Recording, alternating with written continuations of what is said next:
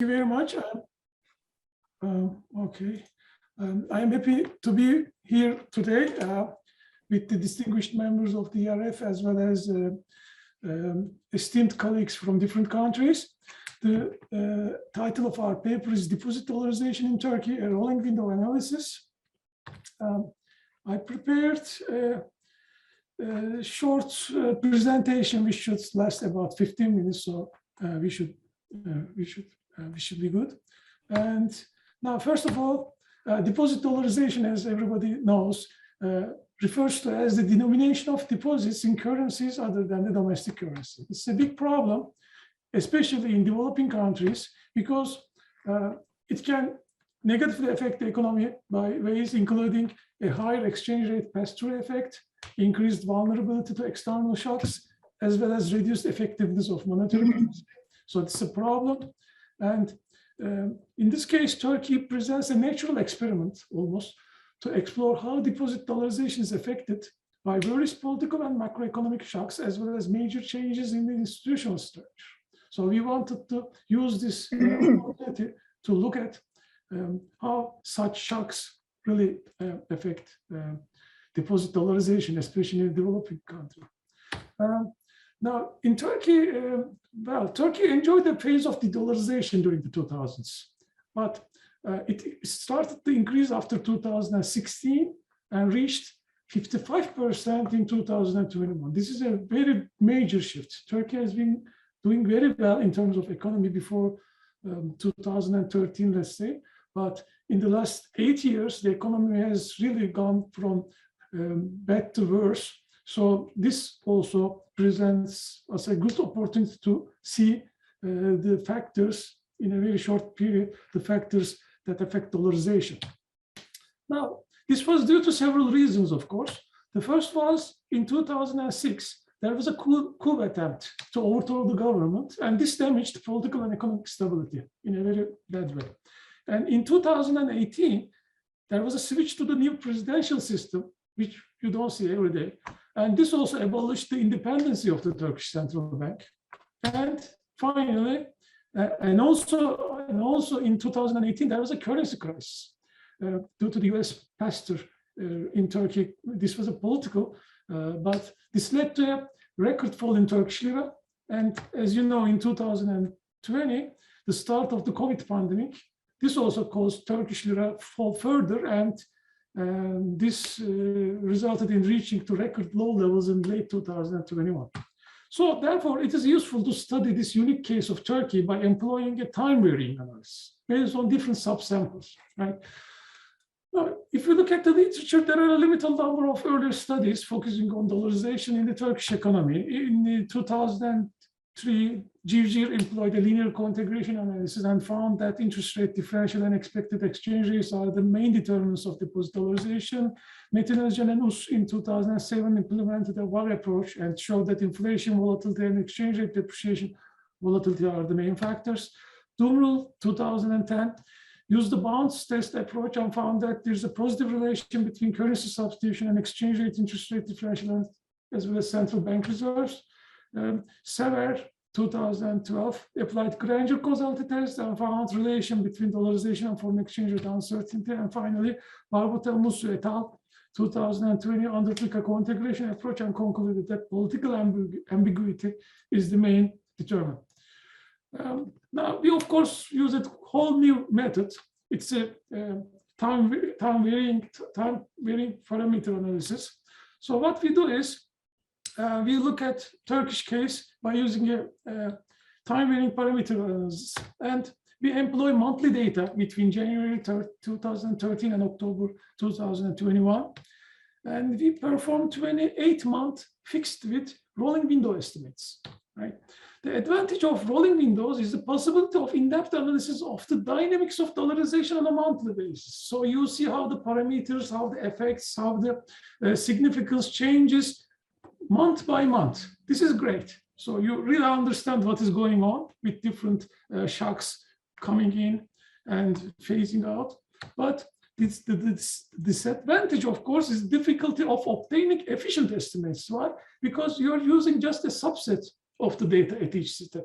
it is just 28 observations out of 100, let's say, right? So it is a really small sample analysis, and as you know, with the small samples, you always get less than optimal estimates, like larger confidence intervals of such as things like that, right?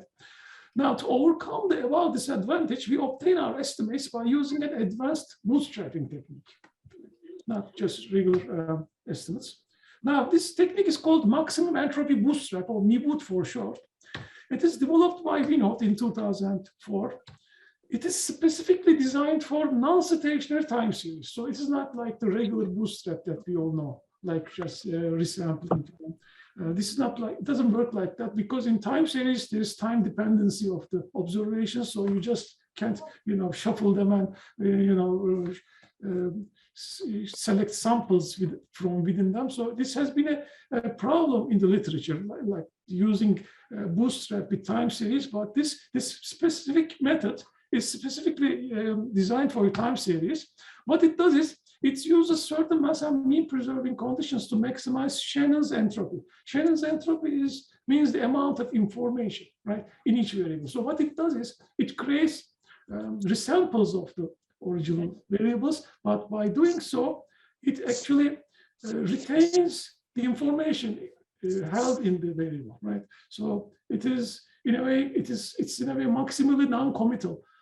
So you don't add any more information to the series. So you replicate the series by using what is inside the series, right? Now the resulting maximum entropy density is employed for constructing replicates, or maybe, since this is a time series, reincarnations of the various time series, which retain the shape, the ACF and the PACF of the original series, have correlations and Spearman correlations that converge to one, which is the desired property here, satisfy the central limit theorem and the ergodic theorem, and these can be used to obtain reliable confidence intervals as well as backed point estimates without the assumptions of the asymptotic distribution theory. So you don't have to check for normality of the residues or anything like that. So this is very favorable in terms of small sample time series analysis, right? So this is how it looks like. The blue line is, of course, the original series, and the red lines are the replicates. You see so you create, of course, thousands of these replicates, but here I just show you five of them to let you see how it works. As you see, it creates the original ups and downs of the original series, but it is, of course, each time it's a little bit different, but the important thing here, we don't add any new information by creating this series.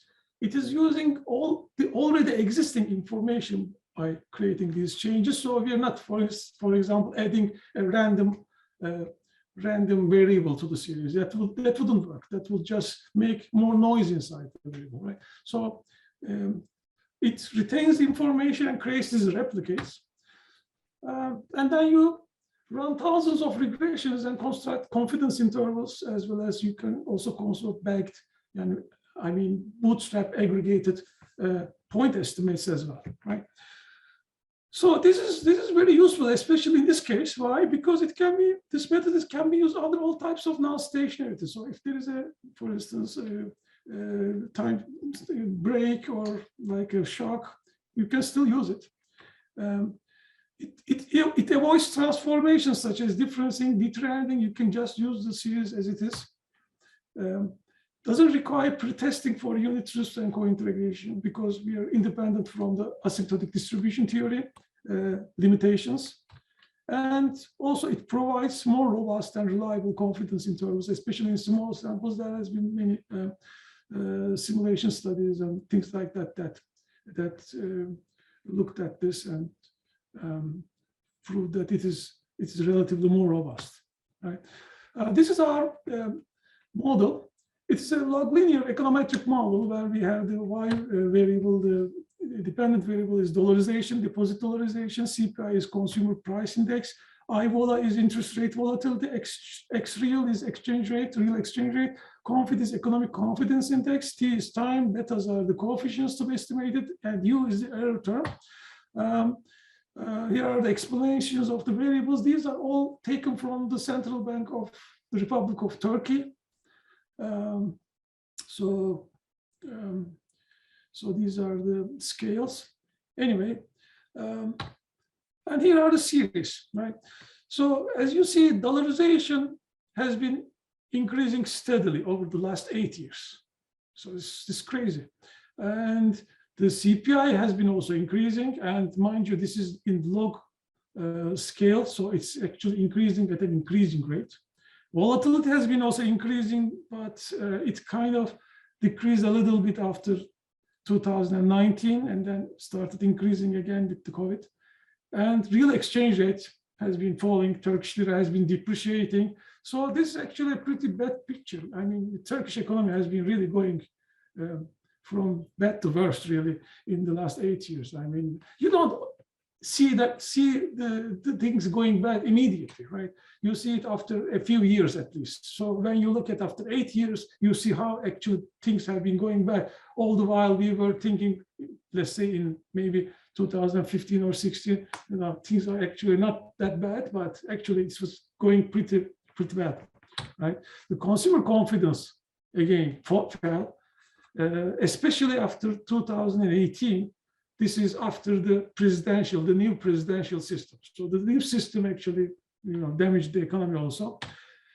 When we want to, if you want to estimate the model that I've shown you before, as a full sample, the whole sample estimation, that wouldn't be good, right? Because there is a parameter instability. If you use all the variables, all the observation at once, because the relationship has been changing due to the, you know, the pandemic, due to the change in the government structure or like coup attempts, things like that, the model is not stable, right? We see this in this U sum and U sum square plots. You see they go out of the bounds. So this means parameter instability. So it is better to use a varying parameter analysis, looking at the sample in smaller subperiods. Okay. So anyway, we did our estimates, and here are the results. So these are our varying parameters, and with the gray lines showing the 80% confidence intervals. So these are all according to our expectations, like a priori expectations. For example, real exchange rate, right? This has a negative magnitude. It is statistically significant. But you see, the parameter has been actually getting smaller and smaller, but kind of decreasing at a decreasing rate, right? So it's getting more level after a while. We think that this is because of the increasing level of dollarization. Like when the dollarization is low, the effect of the real exchange rate is bigger. But as the dollarization increases and increases, it has reached such a high level that now the effect gets smaller and smaller, but still at least 20%. So it's a big effect, right? Now, when we look at... you have 2 more minutes left. 2 more? Yeah. Okay. Please record. I'm almost done, actually. What I want to say is that the parameters has been changing. For example, the CPI, the price level has been more effective earlier, but with the other shocks damaging different parts of the economy and social structure and the political things, it's kind of decreased a little bit. But in 2019, after the presidential system and the COVID pandemic, we see small increases. Volatility has been, interest rate volatility has been affecting dollarization with a positive parameter. Like with volatility increases, dollarization also increases. And the confidence, consumer confidence, we see that it is sometimes doesn't change that much. It is almost insignificant parameter, but especially when the confidence falls, we see a negative effect. So these are our results. In conclusion, okay, what we did was we analyzed deposit dollarization in Turkey by using monthly data. We employed the maximum entropy bootstrap in conjunction with the fixed width rolling window framework. This is a computation intensive technique. It offers robust internal estimates for relatively small sample sizes, allows to observe how model parameters are affected after short-term shocks, thereby providing updated information based on recent data, shows how the parameters evolve in the short run, how they display long-term trends, and whether asymmetric responses exist due to different shocks. Also, the empirical estimates provide valuable results on the dynamics of deposit dollarization in Turkey. Our main findings are as follows. Deposit dollarization responds to changes in inflation, and these responses show variations before and after the new presidential system, especially. The inflation rate and the real exchange rate also influence deposit dollarization. However, these effects have weakened over time after the new presidential system. And the interest rate volatility and economic confidence are found to be effective for deposit dollarization as well. So finally, the evidence provided by this study has significant policy implications for countries, especially having problems in terms of monetary policy credibility. These include reducing inflation rate and the volatility of interest rates, as well as improving economic confidence can help reduce deposit dollarization. This is what we find. And the above problems are partly due to the loss of central bank independence. Therefore, to enhance monetary policy credibility in Turkey, legislative changes would be useful. Towards this end, we recommend enforcing the job security of the governors as a first step. And furthermore, the central bank should also improve its communication with the public and increase transparency and clarity regarding its exchange rate and reserve policy. Thank you. Okay, thank you very much. Let me go ahead and read Hamid Muhtadi's discussions. Actually, can you please end your screen share? Sure.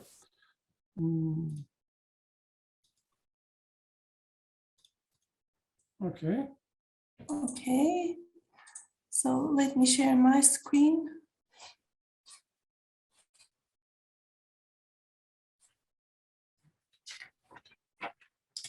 Can you see it? Yeah. Okay. So these are Hamid Muhtadi's comments, and actually he provided a really detailed comments.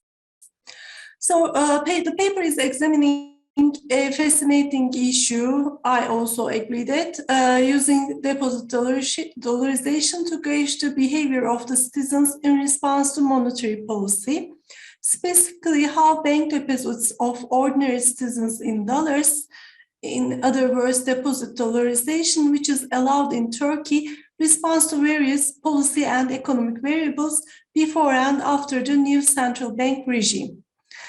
And the important question is for no reason that the agent's actual response to the monetary regime driven by Erdogan's new push away from inflation targeting. So there are, first of all, the negative effects. What are the adverse effects of deposit dollarization? I mean, why we have to work on this? In other words, your contribution. And the paper emphasizes increasing the vulnerabilities to external shocks and reduction in the effectiveness of monetary policy as main effects. And a key adverse effect is likely to be the effect on domestic savings, as deposit dollarization paves the way for the flight of capital with effects and domestic savings and investments. Paper does a good job in characterizing policy credibility as deviation of actual inflation from inflation rate target, but how is inflation target actually defined and where is the source of data? Does central bank announce this? And we never understand either the data or any discussion of the inflation target. I think that's because it's just a draft of the paper and you didn't have time for that. But while reading, it's really important to have the data. And maybe you can describe the inflation target and the monetary policy at the moment in Turkey, or for your sample time period in Turkey, so that the other readers would understand what's going on. And about the method, you say that you run the bootstraps separately as independently squares for each parameter of the equation. This is somewhat strange, and perhaps there's a technical reason for doing this, but the question is why separate bootstraps for each parameter? For example, a regression line or a regression surface is estimated for all the parameters simultaneously for the same set of data, not for different data. And he continued his discussion about the method. So why do you take account the time varying nature of the relation? A rolling window analysis is employed and your debt quota. So this similar method is similar to TVP used with Kalman filters, in which a sample is split to training and validation. Is this the same here? In other words, he requires some more explanation about the method, I can say. And about the results, first of all, he has some issues about the confidence intervals. In various panels of figure 3, which show the variation of the coefficient of regression of dollar deposits for each regressor, author states that confidence intervals are presented for both OLS and embed methods, but we only see one pair of CI bands in each panel. So the second thing is volatility and confidence. The relation between economic confidence and dollarization is a curious one. That relationship, while mostly negative as expected, the rapid fluctuation in the value of beta seems strange. Actually, I have a comment here as well, and I'd like to mix it with this one. Actually, you're using only interest rate volatility, and you're not using interest rate level for explaining dollarization. But I think the level of interest rate is also relevant, and it is not only the interest rate volatility that would affect the dollarization in Turkey. Maybe you can try to prepare a different confidence indicator instead of just interest rate volatility, just maybe a combination of interest rate volatility, exchange rate volatility, and CPI volatility. So maybe you may think of it as well, which is commonly used in literature. And there are some papers that are providing the indicators. Actually, maybe you can also try to use their indicators, because that will be a robustness for your analysis. And he's offering an economic explanation for this. And it's especially important since the conclusions of the authors advocating more positive credibility to achieve that dollarization depends on its validity. And the third issue is about decoupling. An important question is what happened between 2019 and 2020 that lead the decoupling of dollarization with economic confidence, as can be seen by the values of beta hovering around 0. I mean, that's a strange period for Turkey, especially the mixed monetary policy tools that are used.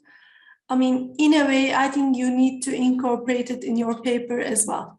So this is the same as my comment. It's overall a fascinating paper and well done.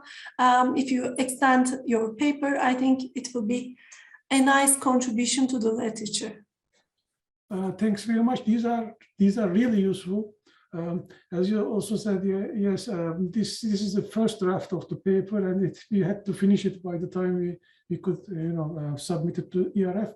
But we were already thinking about expanding it with the explanations, some of them that you described just a minute ago. But some of the things that you and the reviewer mentioned, these are really useful. Some of them I wasn't aware of.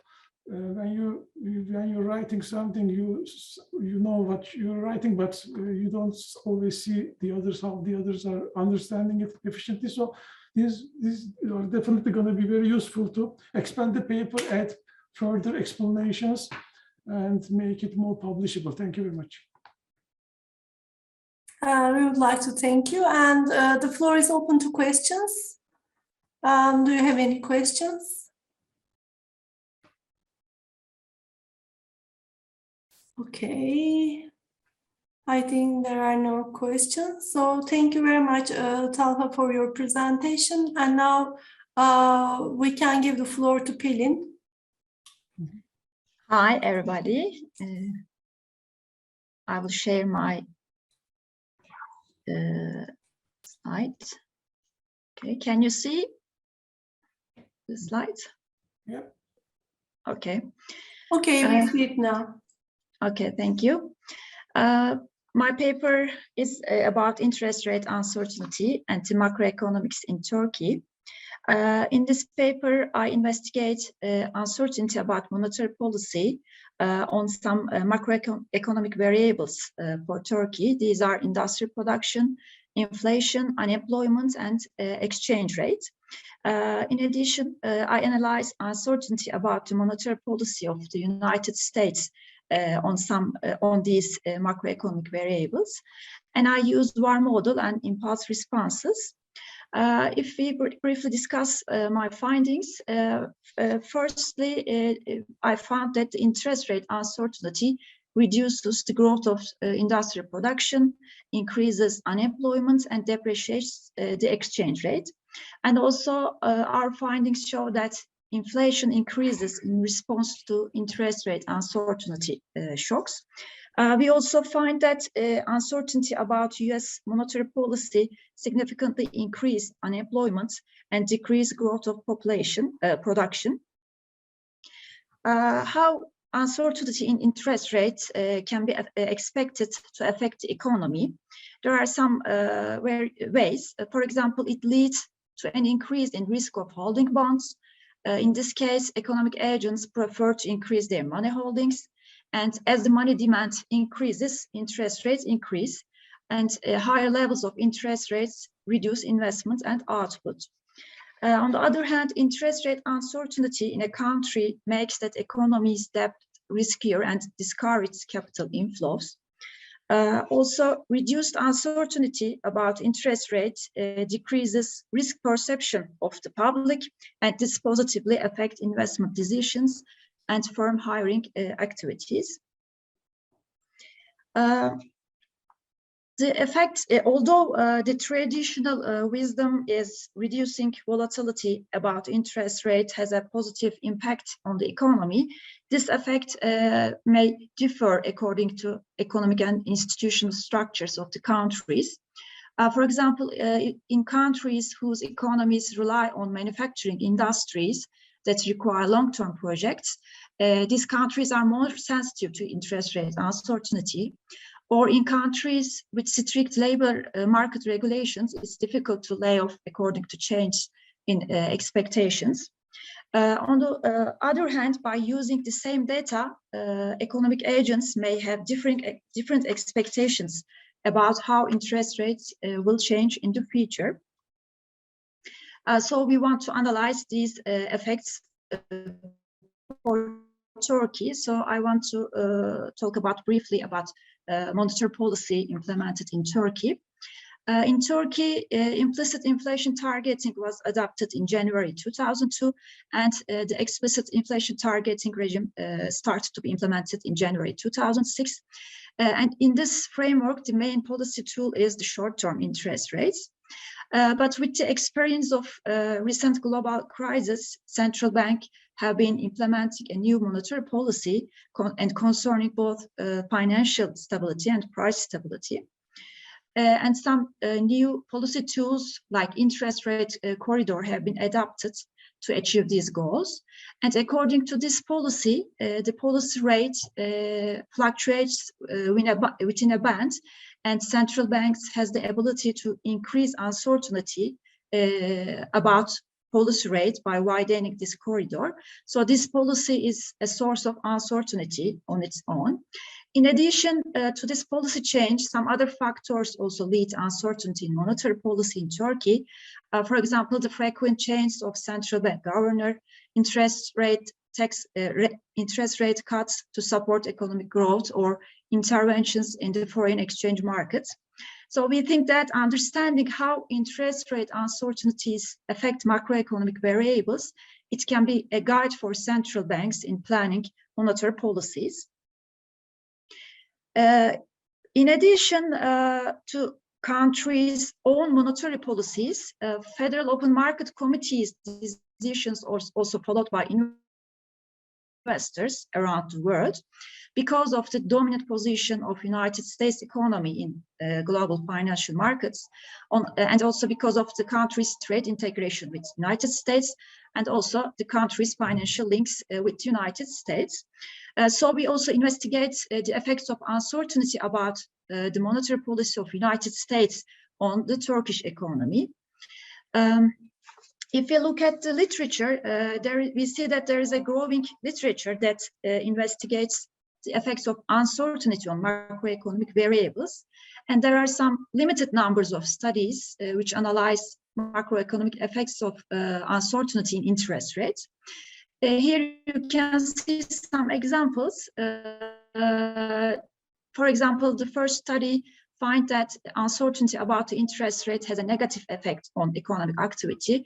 Also, the second study finds a negative effect on industrial production and unemployment. Also, some paper analyzed the impact of uncertainty in United States monetary policy on other economies. For example, the first study found that this uncertainty increased the volatility in the exchange rate for some Asian economies. Or the second study found that this uncertainty can be the source of global business cycles. And there are also few studies in the literature about Turkish economy. For example, the first study showed that monetary surprises have a significant effect on financial markets. And the second study finds that uncertainty about monetary policy has a negative effect on economic activity. And this study constructs a survey-based measure of monetary policy uncertainty for Turkey. Let me look at the methodology. We use a VAR model and impulse responses to investigate the relationship between variables. And this method allows examining the interaction of variables with each other. Here you can see our VAR model. The error terms should satisfy some conditions. And our VAR model includes inflation, industrial production, real exchange rates, unemployment, and uncertainty measures as an endogenous variable. And we use oil prices as an exogenous variable. You can see information about our data. We use different yield uncertainties as an uncertainty measure. For example, firstly, we use central bank policy rates as a measure of short-term interest rates.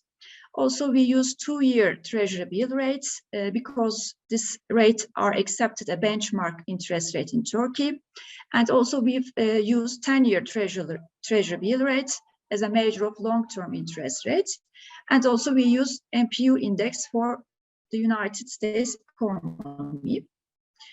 We use monthly data from 2002 to 2020.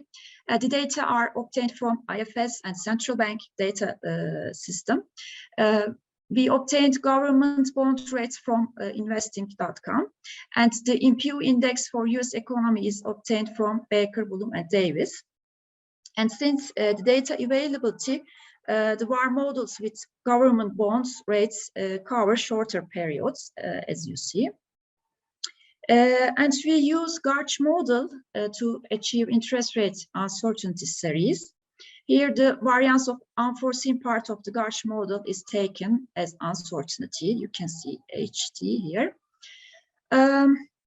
And for the VAR model to be applied, all variables must be stationary. So first we test the unit roots. And here you can see our unit root test results. The ordering in computing impulse responses is real exchange rate, interest rate uncertainty, inflation, industrial production, and unemployment rate. However, our results were not affected when we changed the ordering of the variables. And here you can see our results, the impulse responses to interest uncertainty shock. In the first row, you see the responses of real exchange rate. And as you see, an increase in policy rate uncertainty causes a volatility in exchange rate. In response to this uncertainty, exchange rate temporarily depreciates, and following increase in policy rate uncertainty cause a temporary appreciation in the real exchange rate. Similarly, uncertainty in long yields causes an immediate but short-lasting effect, short-lasting depreciation in the real exchange rate. And the appreciation effects are not statistically significant. And also you see that the effect of uncertainty in 2-year treasury bonds rates on real exchange rate is not different from 0.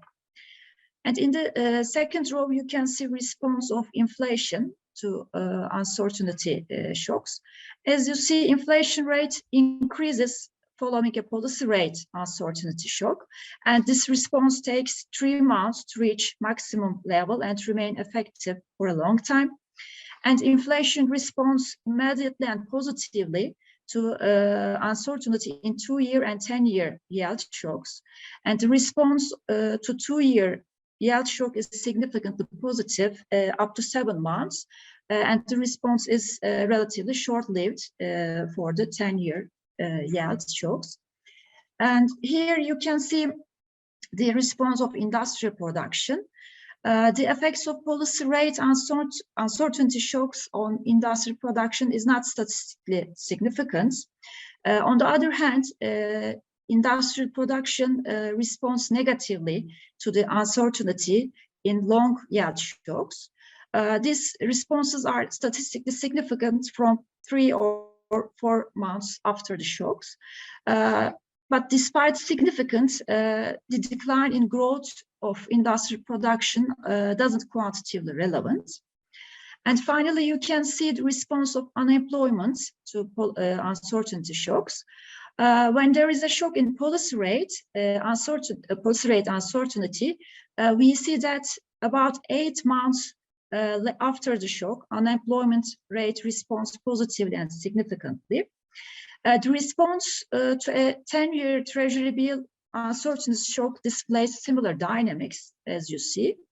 But in the case of an uncertainty shock in the 2-year yields, the unemployment rate immediately responds with an increase, and this response continues for 7 months. So we can see that unemployment worsens in response to a shock in interest rates uncertainty. And finally, you can see the impulse responses to US monetary shock monetary policy uncertainty shocks. We observed that the effects of these shocks on inflation and real exchange rates are not different from 0. In the case of industrial production, we see that the reaction of industrial production to MPU shocks is negative and long-lived. And we observe that unemployment reacts by a rise of 2% points to monetary policy uncertainty shocks. And this impacts turning insignificant after 4 months following the shocks. So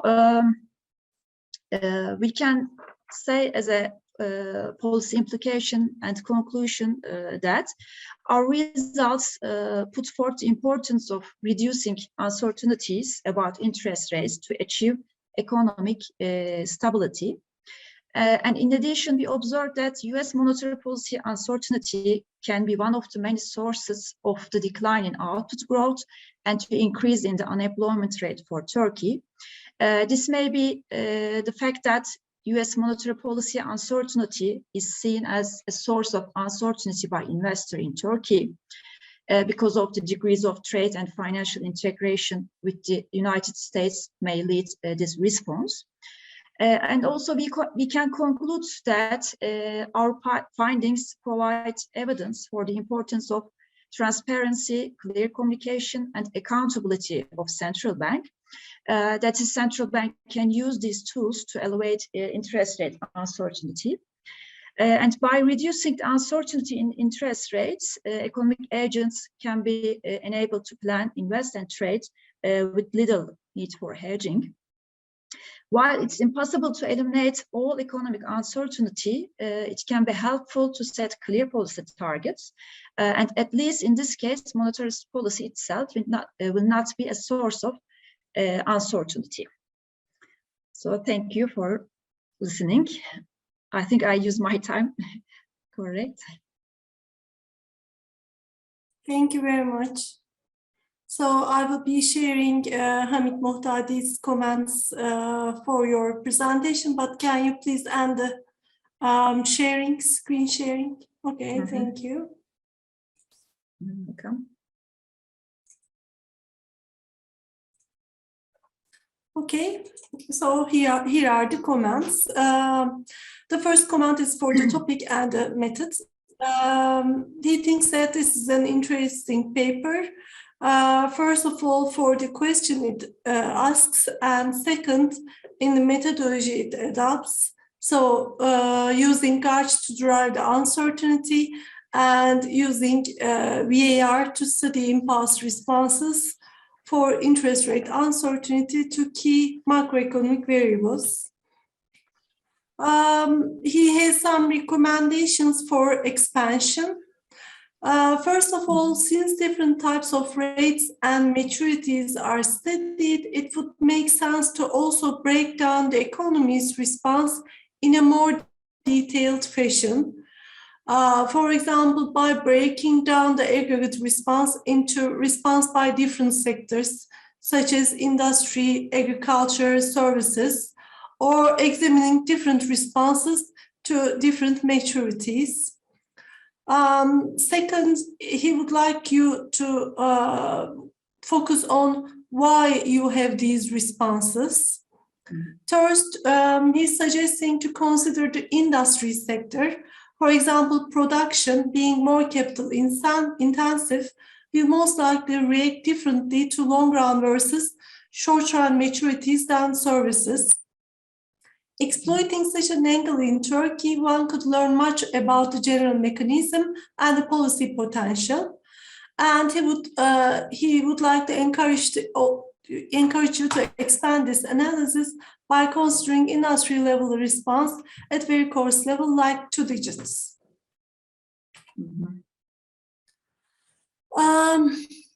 Another issue is structural break. Authors must address the potential of structural break in the result due to recent regime change in Turkish central bank away from inflation targeting. So that's the hard part of studying monetary policy in Turkey, because we have frequent changes, and I think it's very important to address them in the papers as well.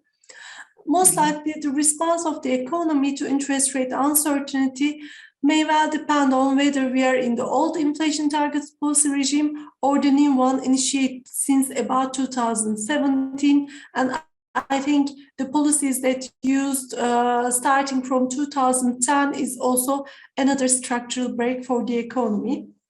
And authors take data from 2002 to 2020 and subjected to the VAR without considering this policy change.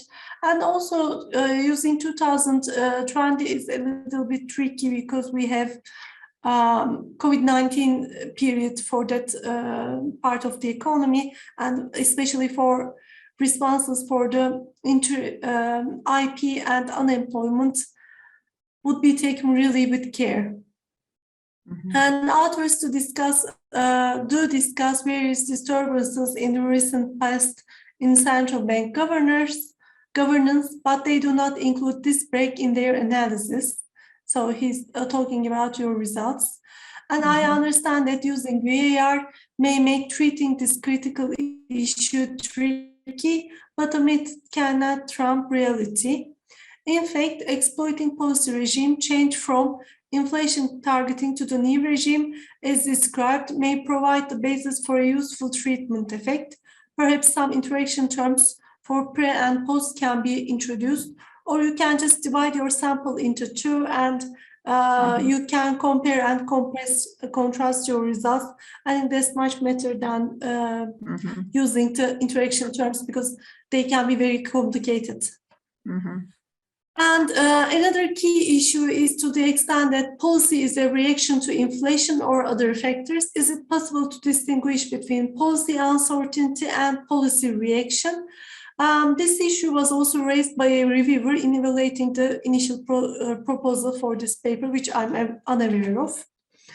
And finally, the investment demand. That's one of the important questions, is whether interest rate uncertainty impacts long-run growth via its effects on investment demand. While industrial production provides a glimpse of short or medium-run effect of monetary policy uncertainty, investment demand can provide the basis for long-run growth effects. So these are his comments, and this paper is a great potential but needs some further work. I'm sure, because it is just a first draft, you need to work more on it perhaps, because I have read the paper as well. So adding robustness analysis, and I think in any case you need to put the changes in the ordering of VAR, because you said that verbally, but I think we need to see the results as well. And I also wonder why 2 years bonds are more effective in Turkey than the 10-year bonds. Maybe referring the results with some literature would be a good idea for the explanation. Overall, thank you very much, and I'll give you the floor if you want to respond to the discussion. I also want to thank you for all the comments from you and the reviewer. I think it will be very helpful to improve my paper. I will consider structural breaks, or I can divide my periods according to policy change. So thank you for all the comments. Thank you. Thank you. So I'm opening the floor to questions. Are there any questions for Pelin?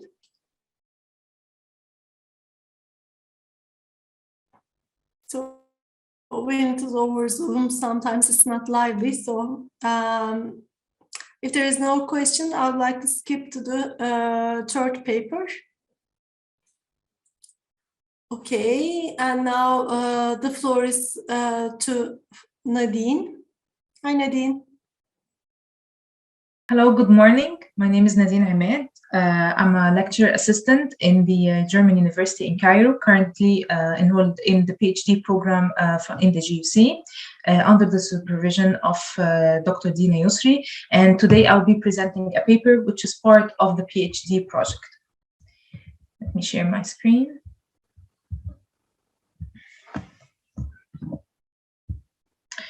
Okay, so in this paper, we will be investigating the effects of monetary policy shocks on growth and inflation in Egypt.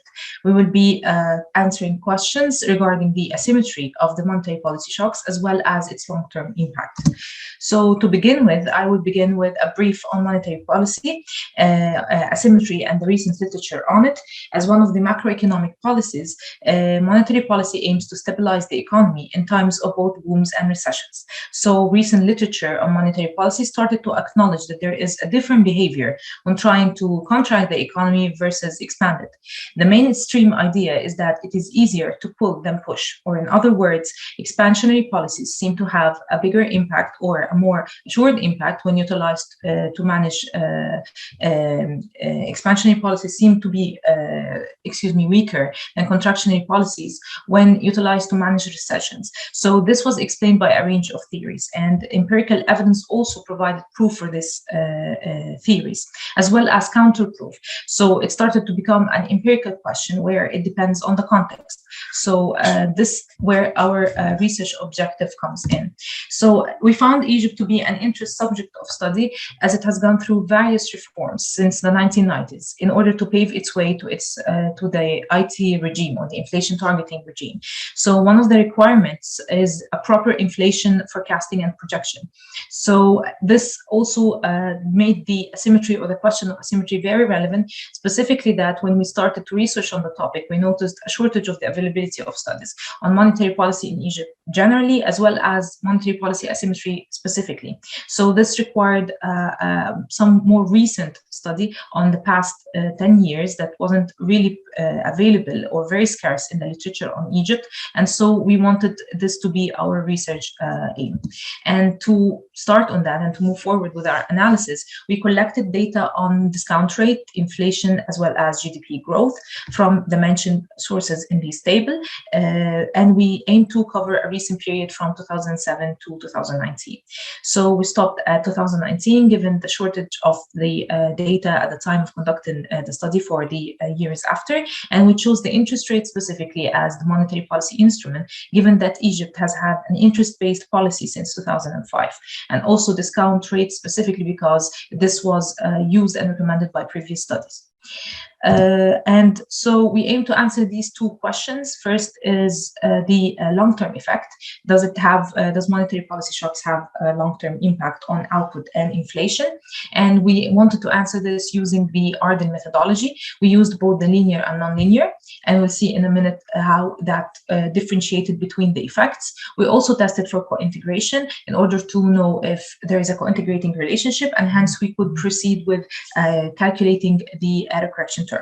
The second question was, of course, regarding the asymmetry, and this is where we continue or we add to the analysis of the Narden model by conducting a wall test, as well as visualizing the asymmetry, whether it exists or not, using the dynamic multiplier graph. Okay, so to move forward, we first begin with the Arden results. The model indicated that the interest rates seem to have a long-term significant impact on output, and also that there is a co-integrating relationship. So we went forward to calculate the error correction term, and we found that it goes back to equilibrium following 6 months or half a year. When we wanted to do the same, or when we did the same on inflation, we found that there is no significant long-run impact, as well as no co-integration or evidence of it. So we moved forward with the Narden methodology to see if we could get the same result, and we did get the same result for the output. The long-run multiplier for positive and negative shocks seemed to be negative and significant. Also, there was a co-integrating relationship, and it had the same error correction period.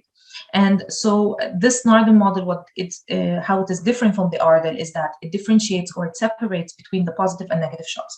So when the interest rate increases, which is presented by the positive changes, then this becomes an issue or it has its own coefficient here, for example, negative 2.49, and the opposite when it's a contractionary policy.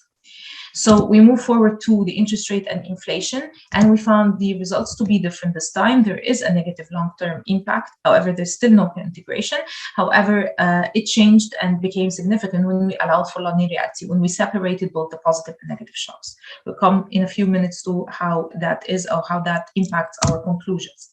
So to answer our first question, we found evidence of a significant co-integrated relationship between GDP growth and interest rate shocks. However, for inflation, in the linear model, there was no longer an impact. However, when allowed for nonlinearity, we found a significant effect. This was in line with previous studies mentioned here. However, the results on inflation contradicted a little bit with the studies mentioned in the second point, where it was actually not as what they found out, as they found that there was no significant impact. However, this actually is kind of in support of what we did have in our conclusion, as we tested for a more recent period than these studies. They stopped at 2010 or even a little bit before, and also it is in extra support for what they claimed, that the interest rate channel was becoming stronger. In addition to, they did not allow for a nonlinearity, or they didn't allow for asymmetry. So we did, and this may be also attribute to the difference in the results and conclusions. And to move forward to the second question, we wanted to visualize it using the dynamic multiplier graph. And here, as shown, the dashed line here above represent the projection for the negative shocks, and here the line below is for the positive shocks. And as we can see, in the short run, there seems to be some asymmetry, as indicated here by the red line. Using the wall test, we were able to affirm that in the short run, the contractionary shocks seem to have a larger impact on output. However, in the long run, specifically, if you can look at it visually, specifically after the 6 months, it seems to dissipate. So this also kind of makes sense and is along with the ARDL results that we mentioned a few slides back. And for inflation, however, we found that there is evidence of both short-run and long-run asymmetry. So in the short run, contractionary policies seem to have a bigger impact than expansionary. However, in the long run, this shifts, but it keeps asymmetric, it is still asymmetric in the long run. And this was confirmed both visually, as we can see, there is slight deviation above the 0 line, and also by the wall test. And however, if visually it seemed to be like it's a small difference, or it's not that big of an asymmetry, it was confirmed using the statistical evidence of the Wald coefficient, so it has to be treated with caution. So to answer our second question, for output, we did find the asymmetry to be in the short run, but it dissipates in the long run. However, for inflation, we found it to be asymmetric both in the short and long run. So in conclusion of this presentation, our study aimed to fill the gap of scarce literature and studies done on monetary policy in Egypt. It is of great importance to acknowledge any asymmetry, especially for a developing economy that is still going through reforms to the monetary system.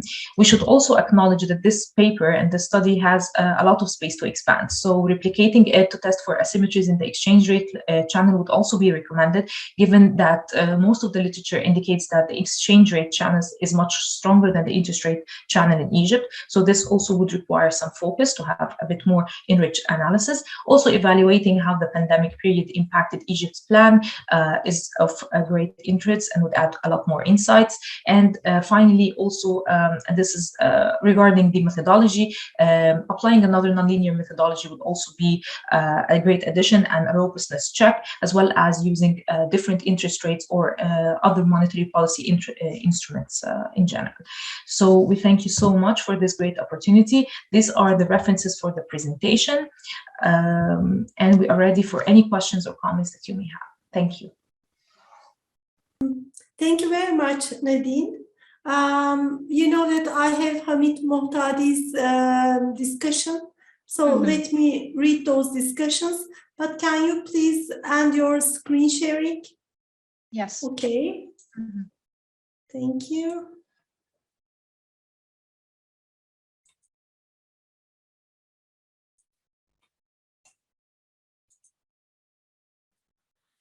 Okay. So the overall command of Hamid is that the idea that the economy's reaction to the contractionary versus expansionary monetary policy may be potentially different, and asymmetric is inherently an excellent contribution to a rapidly growing literature on the asymmetric effects literature. I myself worked on this area as well, and it was an interesting paper for me also. So the role of M1. An early version of the paper in the form of an initial proposal used M1 as a measure of monetary policy, and one reviewer suggested using additional measures as well.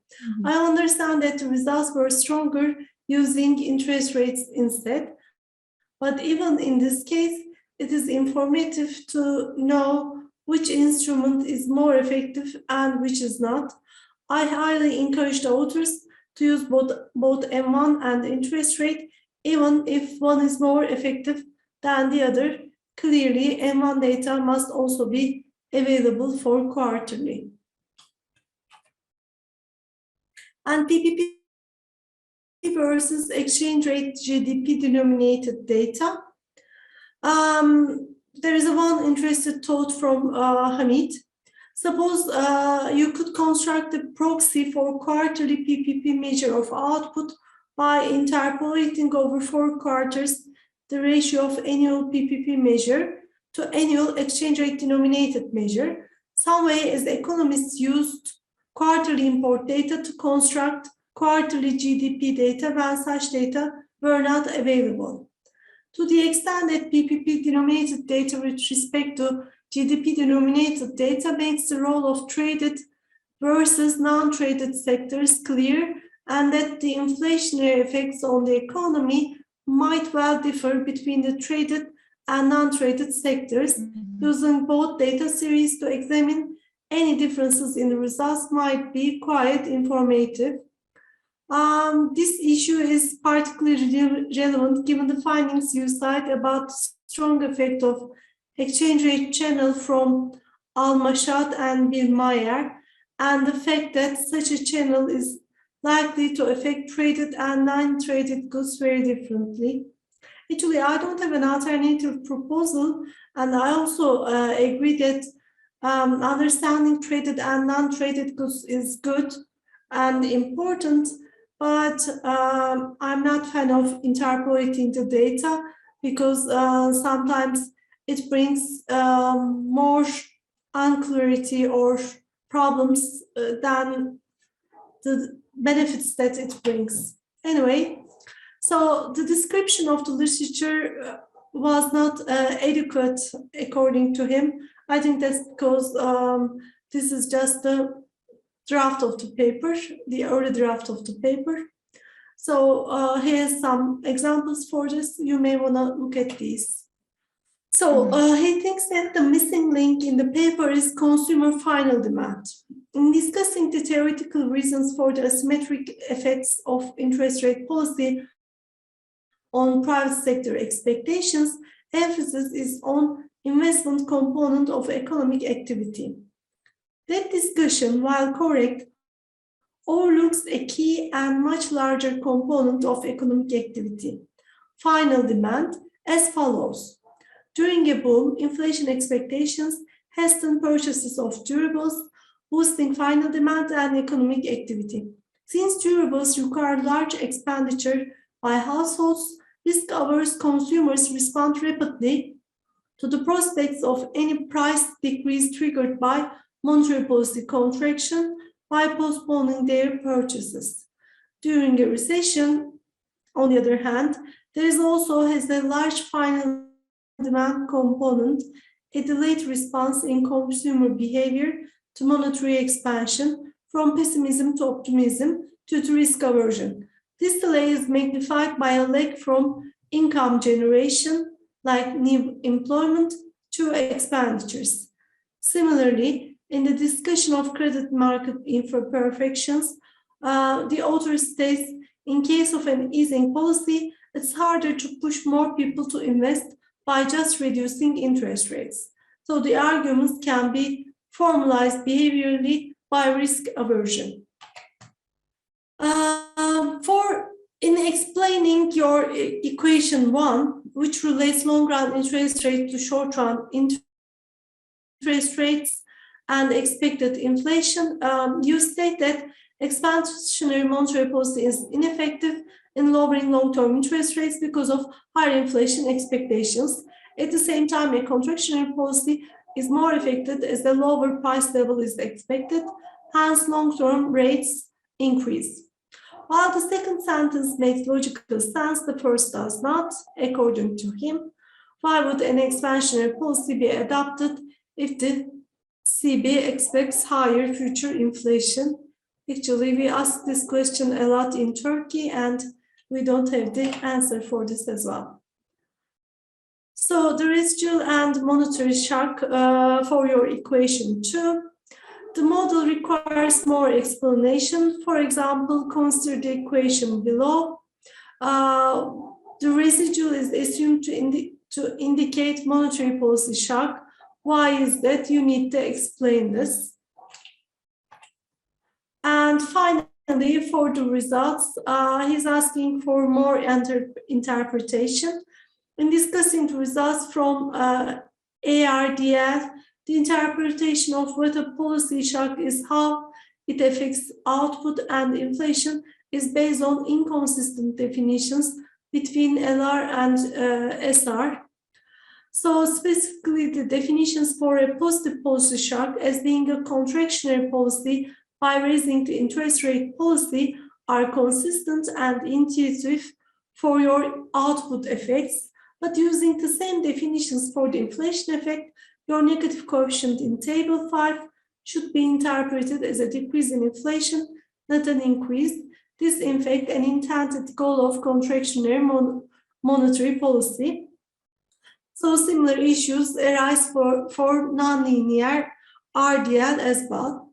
Actually, he thinks that it's generally a good effort. With some changes as indicated, this can be an important contribution to the literature.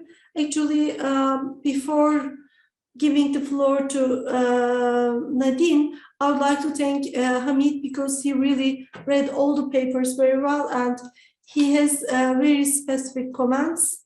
And I tried to read his comments. I hope it will be beneficial for all of you. And now the floor is Nadeen, if you want to respond. Thank you so much for these comments, and thank you, of course, Dr. Dinsa, for reading them out, and thanks to Dr. Mutadi for writing them and reading the paper, of course. It's really interesting that most of these comments are actually now, since, of course, this was a submitted draft, was already raised between me and Dr. Dina, and we are actually working on some of them now. Some of them as well are quite interesting and potential expansions that we would like to look further into. So we thank you again, and we're ready for any questions. Okay, thank you very much, Nadeen. So the floor is for the audience. Do you have any questions?